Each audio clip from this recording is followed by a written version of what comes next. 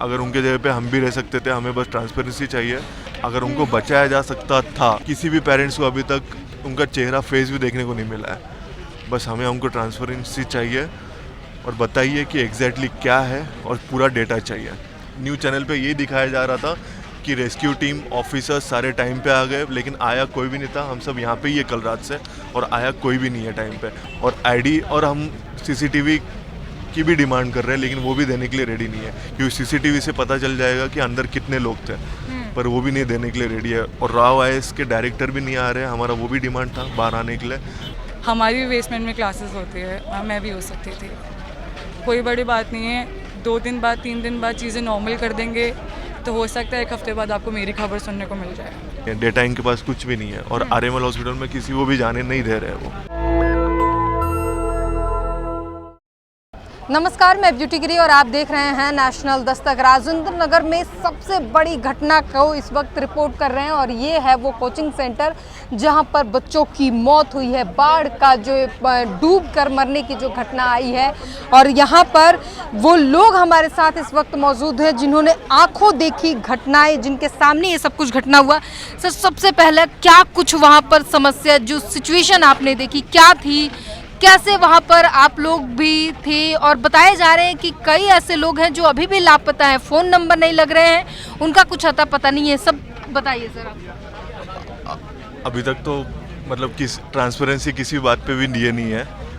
हम कल रात से एक ही डिमांड कर रहे हैं कि एटलीस्ट अंदर कितने हैं फंसे हुए, कितने निकाले हुए हैं। उनका यही कहना है कि 3 डेड बॉडीज़ है, 4 को निकाला गया है और 4 को डिस्चार्ज किया गया है। तो हमारा इतना ही कहना है कि ठीक है, डिस्चार्ज किया गया है तो उनका नाम पता बता दीजिए, फेस के साथ बता दीजिए। तो कोई कुछ भी नहीं कह रहा है। अगर ये सर्च कह रहे हैं तो हमें इतना ही चाहिए कि नाम बताइए, फ़ोटो दिखाइए, और कब रेस्क्यू हुआ है, कितने लोग बचे हैं। हमें इतना ही चाहिए और कोई डिमांड नहीं है। और रहा सवाल ये कब शुरू हुआ है, 7:30 बजे विदिन 15 to 20 सेकेंड्स पानी भर गया था अंदर। जो जहाँ से एंट्री होती है, जहाँ पे कांच वाला बायोमेट्रिक वाला जो डोर होता है, पानी का फोर्स इतना था कि वो टूट के अंदर आया है पानी, दरवाजा टूट गया। हाँ, और पूरे कांच के साथ। तो विदिन 15 to 20 सेकेंड्स पानी पूरा भर चुका था अंदर। तो वो कहाँ से आएंगे बाहर? एंड पूरा ड्रेनेज पानी, नो विजिबिलिटी, नथिंग। कल रात से I think 7 to 8 pumps use किए गए, और रेस्क्यू टीम आई है 4 to 5 आवर्स लेट। अगर उनको बचाया जा सकता था, अगर टाइम पे आ जाती, तो रेस्क्यू टीम 4 से 5 घंटे लेट आई है। कल रात से हम यहाँ पे ही है, लेकिन कोई एमसीडी ऑफिसर नहीं है यहाँ पे, और कोई भी बड़ा ऑफिसर जल्दी नहीं आया था। ना ही कोई क्लियरली आंसर दे रहे थे, ना ही कुछ बता रहे थे, कुछ ट्रांसपेरेंसी नहीं थी। हमारा एक ही डिमांड है कि जितना भी है, और आरएमएल हॉस्पिटल में हम किसी भी स्टूडेंट को अंदर जाने को दिया नहीं जा रहा है। स्टार्टिंग में 8 बॉडीज़ थे, और इनका कहना है कि अभी भी 3 ही बॉडी है। बस हमें इतना चाहिए कि अगर उनके जगह पे हम भी रह सकते थे, हमें बस ट्रांसपेरेंसी चाहिए। सारे किसी भी पेरेंट्स को अभी तक उनका चेहरा फेस भी देखने को नहीं मिला है। बस हमें हमको ट्रांसपेरेंसी चाहिए, और बताइए कि एग्जैक्टली क्या है, और पूरा डेटा चाहिए। आपकी बातें सुन के इतना भयावह दृश्य हमें समझ आ रहा है, जो हम इमेजिन कर पा रहे हैं। आप तो वहाँ पर मौजूद थे, देख पा रहे थे क्या कुछ हो रहा था। कितने बच्चे वहाँ अंदर मौजूद थे, पढ़ाई कर रहे थे, और एकाएक जो चीज़ें बदली, स्थिति बदली।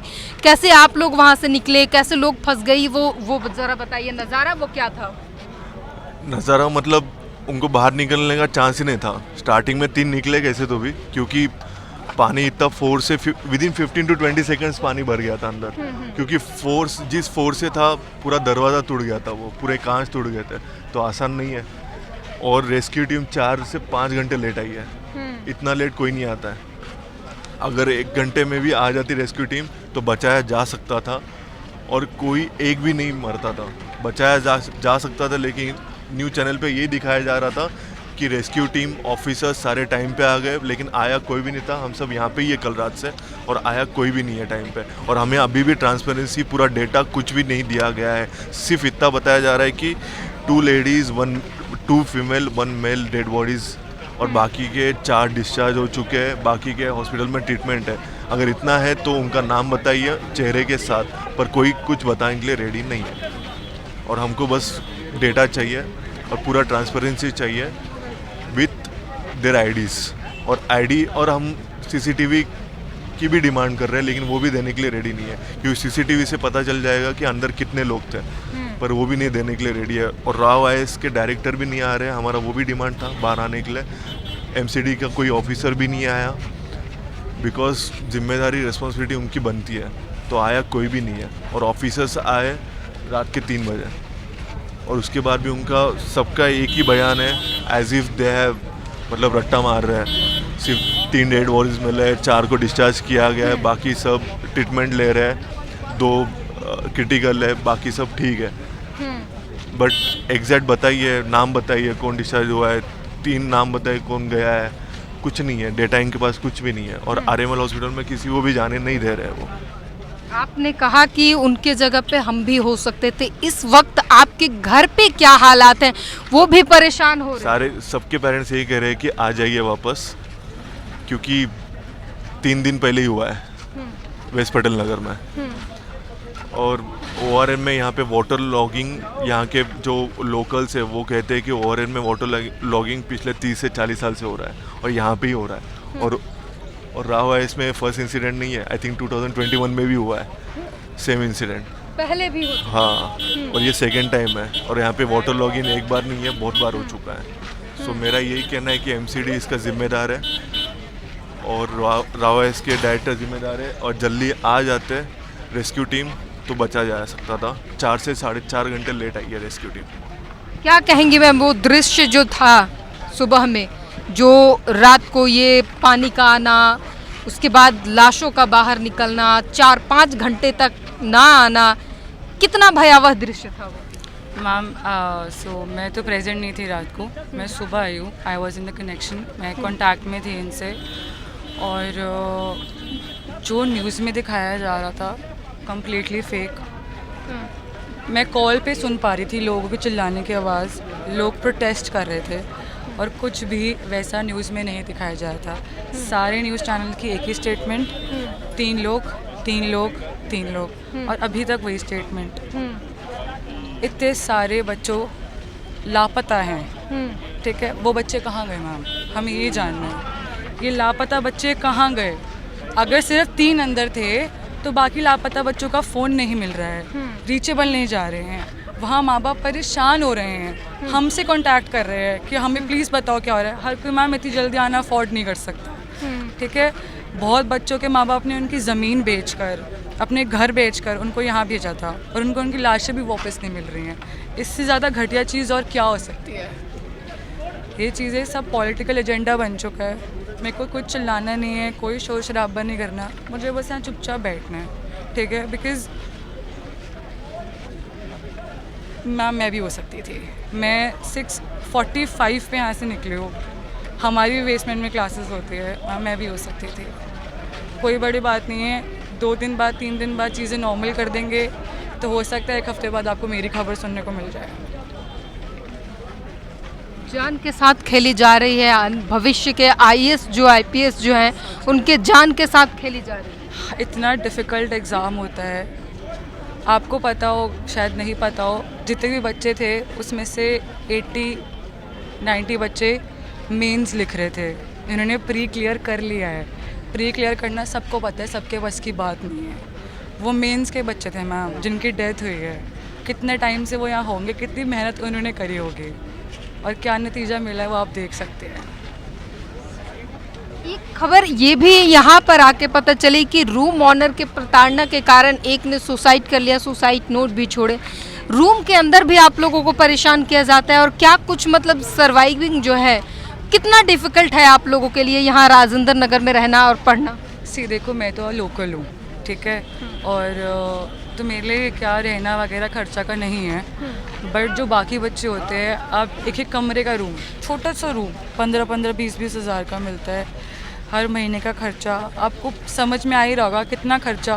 फिर ये कोचिंग इंस्टीट्यूट्स 2-2, 3-3 लाख रुपए मांगते हैं एज अ फीस 1 साल की, वो भरना।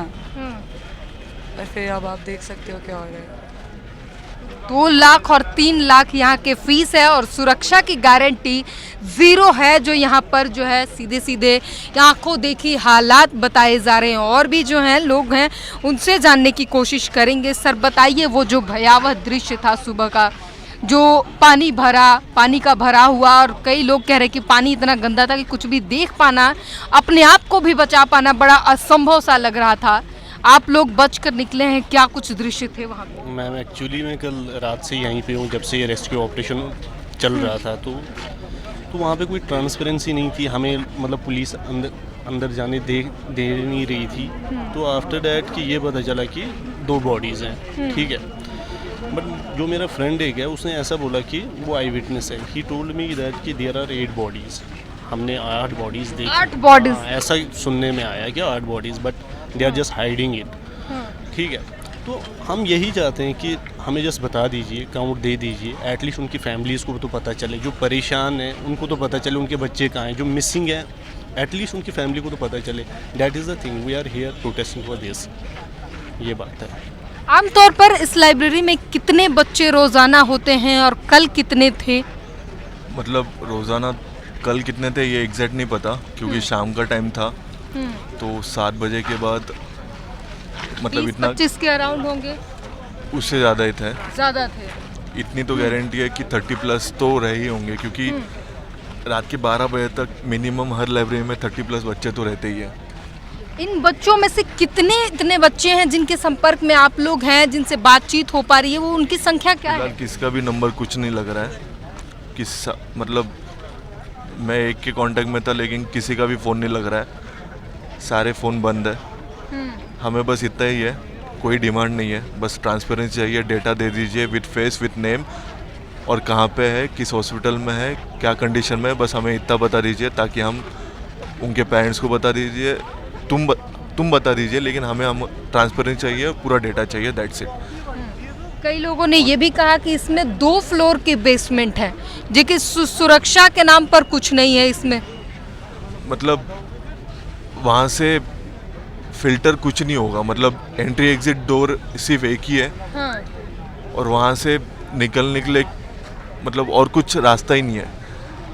और पानी यहाँ पे वाटर लॉगिन अगर तुम देख लेना, अगली बार जब बारिश होगी यहाँ पे ही वाटर लॉगिन सबसे ज़्यादा होती है।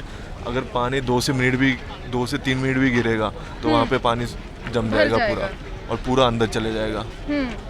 और बावजूद इसके सब कुछ चल रहा था डेली, आई थिंक 4 दिन पहले भी कुछ बारिश हुई थी, वहाँ पे भी अब वाटर लॉगिंग हो गई थी, पर तो तभी अच्छा हुआ, कुछ हुआ नहीं था। लेकिन कल की बारिश 15 मिनट गिरी है तो हो गया है अंदर सब कुछ, वाटर लॉगिंग, पूरा पानी अंदर तक है। एंड मतलब फोर्स सोचिए कि इतना था कि with in 15 to 20 seconds everything is drained.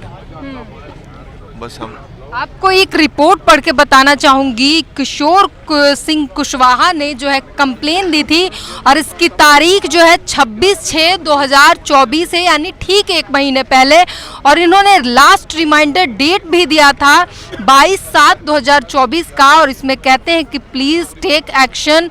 यहाँ पर जो है, और ये किसी और इंस्टीट्यूट का नहीं है, ये पीछे जिसमें घटना हुई है उसी इंस्टीट्यूट के बारे में कहा गया है। वाटर लॉगिंग की यहाँ पर बड़ी दुर्घटना हो सकती है, और देखिए ठीक 1 महीने में ये दुर्घटना हो भी गई, लेकिन यहाँ पर हाल ही में पटेल नगर में जो है एक छात्र की मौत हो गई करंट लगने के कारण, लेकिन वहाँ भी एक्शन नहीं लिया गया, सिर्फ पॉलिटिक्स हो रही थी। इंतज़ार किया जा रहा था कि कुछ बड़ा मुद्दा हो तो इस पर आगे बात हो जाएगी, राजनीति की जाएगी, लेकिन अब जो है अब मुद्दा मिला है। मैम आपसे जानना चाहूँगी, क्या वो जो इस वक्त की स्थिति है यहाँ पर जो है लगातार मांगे उठ रही हैं, अलग अलग मांगे हैं, तमाम वो लोग मिसिंग हैं, उनके घर वालों से बातचीत हो रही है, आपके क्या हालात हैं, उनके क्या कह रहे हैं?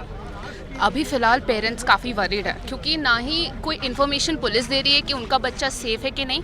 काफ़ी लोग मिसिंग है, सबके फ्रेंड्स यहाँ पे है, everyone is here, but problem यह है कि यहाँ पे मीडिया हाउसेस को ले लो या फिर पुलिस वालों को ले लो, सबका अपना पॉलिटिकल एजेंडा है, और सब अपना अपना पॉलिटिकल नैरेटिव में फिट करने के लिए न्यूज़ रिकॉर्ड करें। ना ये न्यूज़ बाहर जा रही है, ना ये पब्लिक तक पहुँच रही है, ना ही कोई एमसीडी के द्वारा एक्शन लिया जा रहा है। जैसे आपने कहा एक रिपोर्ट, वैसे हज़ारों कंप्लेन की जाती है, हर साल की जाती है। वाटर लॉगिंग के इशू, ओपन वायर्स के इशू, राजेंद्र नगर में बेसमेंट में लाइब्रेरी होना, कितनों की एनओसीज है, कितने लोगों के पास, ना ही कोई रेगुलेशन है, ना ही यहाँ पे कोई मॉनिटरिंग होती है। ऐसा नहीं कि ये पहली वारदात है, यहाँ पे काफ़ी ऐसे इंसिडेंट्स होते रहते हैं, बट सिर्फ वेट करेंगे हम कि और लाशें जमा हो तब जाके कोई एक्शन लिया जाता है। यहाँ पे इंतजार किया जाता है कि मौतों की संख्या बढ़े फिर कुछ किया जाएगा। जी बिल्कुल, और ये सब होने के बावजूद भी सिर्फ ये न्यूज़ साइकिल बन के रह जाता है। इसका ना कोई एक्शन होता है, 2-3 दिन न्यूज़ में रहेगा, 1 महीना लोग प्रोटेस्ट करेंगे, 1 महीने के बाद किसी को कुछ फ़र्क नहीं पड़ता। ना ही यहाँ पे एमसीडी एक बार भी आई, ना ही उन्होंने कोई रेजोल्यूशन लिया, ना ही इन्होंने कोई सोल्यूशन की बात की। पटेल नगर के इंसिडेंट के बाद तो शायद इनको जाग जाना चाहिए था, लेकिन ऐसे इंसिडेंट्स के बाद भी यहाँ पे कोई रेगुलेशन नहीं है, ये दुख की बात है। आप लोग आईएएस, जो भविष्य के आईएएस हैं, ये बताइए कि यहाँ के जो पॉलिटिशियन की तो बात ही छोड़ दीजिए, करते हैं पॉलिटिक्स, जो अधिकारी हैं, कमिश्नर है, आईएएस, जो भी लोग अधिकारी हैं, उनकी क्या भूमिका है इस वक्त इस घटने पे? वो कितना एक्शन ले रहे हैं, क्या कुछ कर रहे हैं, आपकी मदद कर रहे हैं? मैम यहाँ पे कल से कोई भी नहीं है, ओनली पॉलिटिशियंस आए हैं, उनके स्पोक्स पर्सन आए हैं जस्ट प्रोपेगेंडा करने, पॉलिटिसाइज इस इशू को करने। जो हमारी डिमांड्स हैं, जो हम चाहते हैं, उस पर कोई भी कुछ उसकी कोई राय नहीं है, कोई भी नहीं आ रहा है यहाँ पे। जस्ट जो पार्टीज़ की हमें उनसे मतलब नहीं है कौन किससे है, वो अपना एजेंडा चला रहे हैं। But what we want is justice. हमें रिपोर्ट दी जाए, कितने बंदे अंदर हैं, उनकी फैमिलीज़ के बारे में सोचा जाए, वो कहाँ अभी कितने दूर से आने, अब आधे साउथ इंडिया से, कर्नाटका, बेंगलुरु, तमिलनाडु से, नॉर्थ ईस्ट से, कितने दूर से आना पड़ेगा। मे बी उनसे बात मतलब मे बी उनको पता भी ना हो कि उनके बच्चे मिसिंग भी हैं। ठीक है, मतलब कोई भी नहीं आया यहाँ पे। एमसीडी कमिश्नर, जो हम चाहते हैं, हमारी डिमांड थे, आए जवाब दें यहाँ पे क्या हुआ है। राउस के डायरेक्टर नहीं आए, तो ये the police is telling us कि हमने उनको अरेस्ट कर लिया है। बट हमने बोला एफआईआर दिखा दीजिए, no they are hiding everything. तो we don't know what next, but we are sitting here protesting silently. We will not leave until the justice prevails. तो ये छात्र हैं और इन्होंने अपनी आंखों देखी हालात जो है वो बताएं, आपको बता रहे हैं किस तरीके से जो है भयावह वो दृश्य थे, और साफ बता रहे हैं जो कांच के ग्लास थे वो टूट गए और पानी का बहाव इतना तेज था कि वो कांच के ग्लास तोड़कर, एग्जिट गेट नहीं है, एक ही दरवाजे हैं और उसमें कितने बच्चे जो हैं अंदर थे। जी, इलेक्ट्रिक शॉक का भी इशू है यहाँ पे, वो भी आप बता दीजिए। इलेक्ट्रिक शॉक से भी मे बी वो भी हो गया हो, उससे भी करंट लगने से भी कुछ लोगों की मौत हो गई हो, वो भी एक इशू है। रिसेंटली जो पटेल नगर में हुआ वो तो वायर से हुआ ना, वहाँ पे पानी ब्लॉक हो गया था, तो उस बंदे ने गेट को पकड़ा तो उससे करंट लग गया। May be the in basement same है, पानी आ गया, अर्थ हो गया होगा, तो इलेक्ट्रिसिटी हो गया, उससे भी हो गया यहाँ पे। तो लगातार ये छात्र सभी बता रहे हैं, सभी का एक ही कहना है कि जब लाशें निकल रही थी तब 8 लाशें को जो है लाशें गिनी गई हैं, लोगों ने देखी हैं, कई बार जो है लोगों ने बताई भी कि 8 लाशें, लेकिन अब जो है आंकड़ों में लगातार हेरफेर किया जा रहा है और अब सिर्फ 3 बताए जा रहे हैं। वो घर वाले परेशान हैं, उनका बच्चा कहाँ है कुछ पता नहीं है, और वो बार बार फ़ोन करके पूछ रहे हैं कि अगर तुम्हें ज़रा सा भी कुछ पता हो तो हमें बता दो, लेकिन कुछ पता नहीं चल रहा। पुलिस प्रशासन सब आंकड़ों से खेल रहे हैं और मौत का तांडव यहाँ राजेंद्र नगर में लगातार रचा जा रहा है। पॉलिटिशियन इंतज़ार करते हैं कि मौत के आंकड़े बढ़े तो हमारे लिए कुछ पॉलिटिक्स की मुद्दे और रास्ते खुल जाए। पहले एक घटना पर कोई एक्शन नहीं लेता और आज 3-4 मौतें जब हुई हैं तब देखिए यहाँ पर तांता लगा हुआ है और लगातार नेता भी आ जा रहे हैं, लेकिन इन नेताओं को उल्टे पांव वापस जाना पड़ा क्योंकि छात्रों ने साफ कह दिया है हमें न्याय चाहिए, पॉलिटिकल एजेंडा नहीं बनाना है। इस पूरी बातचीत पर अपनी प्रतिक्रिया जरूर दीजिए। कैमरामैन आशीष के साथ ब्यूटी गिरी, नेशनल दस्तक। नेशनल दस्तक की आपसे गुजारिश है कि अगर इसको बचाना चाहते हैं तो नेशनल दस्तक को सब्सक्राइब करने के लिए रेड कलर के सब्सक्राइब बटन को दबाएं, फिर बेल आइकन की घंटी दबाएं। नेशनल दस्तक को बचाने के लिए बहुत जरूरी है कि हर खबर को शेयर करें, लाइक करें, कमेंट जरूर करें।